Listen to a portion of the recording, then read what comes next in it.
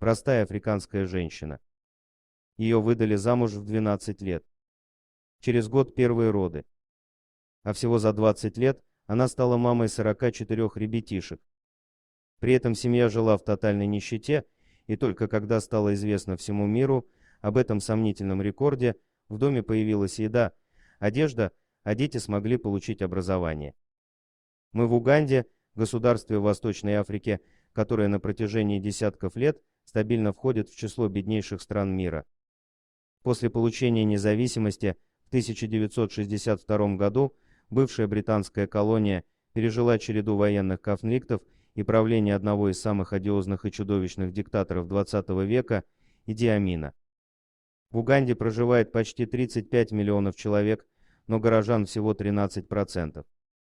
Страна занимает второе место в мире по рождаемости, 48 новорожденных на 1000 жителей, и фертильности 6,73 ребенка на одну женщину. Но при этом средняя продолжительность жизни мужчин 52 года, женщин 54 года.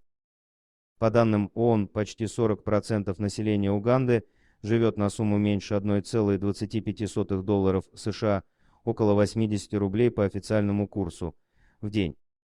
И при этом, как и во всех отсталых странах, крайне узкая, менее 1% населения, прослойка так называемой элиты контролирует большую часть национальных богатств. Нашу героиню зовут Мариам Набатанзи Бабири. Она родилась в 1981 году в огромной, но крайне бедной семье. Ее отец был настоящим производителем, несколько его жен родили 45 детей, и это только те, кто пережил младенчество. Мариам рассказывала, что из-за невозможности прокормить такую ораву, как минимум 5 ее родных братьев и сестер были намеренно лишены жизни новой мачехой. Тогда же девочка поклялась себе, что никогда так не поступит со своими детьми, как бы тяжело не было. Знала бы она, сколько детей у нее появится. С девочками в бедных семьях не церемонились. Достигли половой зрелости сразу замуж. Согласия у дочери никто не спрашивал, родители руководствовались экономическими соображениями, кто заплатит за невесту, выкуп побольше, тот и получит. Вот и 12-летнюю Мариам в 1993 году отдали за жителя соседней деревни, вдовца, которому исполнилось 40 лет. Взамен получили корову. Через год после замужества 13-летняя мама родила близнецов. Вторые и последующие роды также были многоплодными. Всего Мариам рожала 15 раз и произвела на свет 6 пар близнецов, 4 тройни, 5 групп четверняшек. Итого 44 ребенка. Из них младенчество пережили 20 мальчиков и 18 девочек, и, судя по последним журналистским репортажам, они все живы и здоровы. Врачи диагностировали у женщины редкое генетическое отклонение, скорее всего наследственное.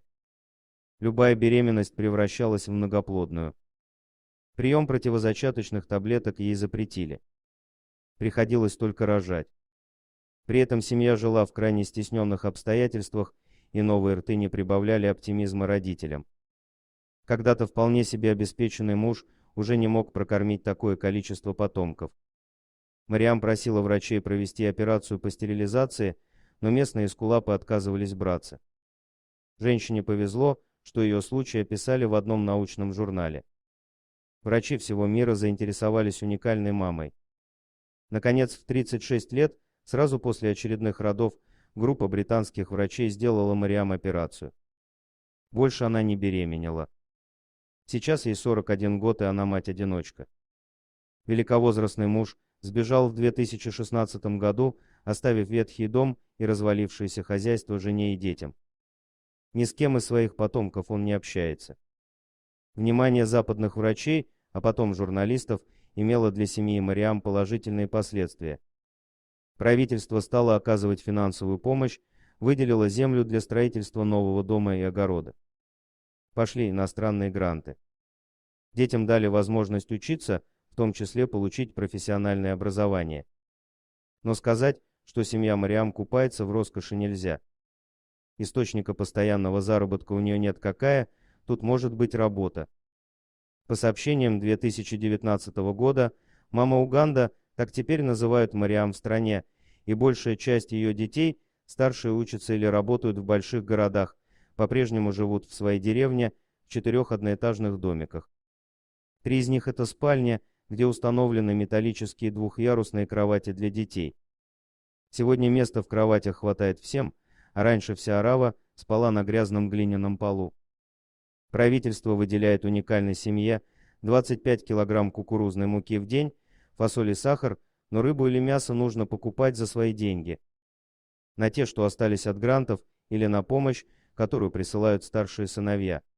Дорогие друзья, если вам понравилось видео, поставьте лайк, а также подписывайтесь на канал, где найдете еще много интересного.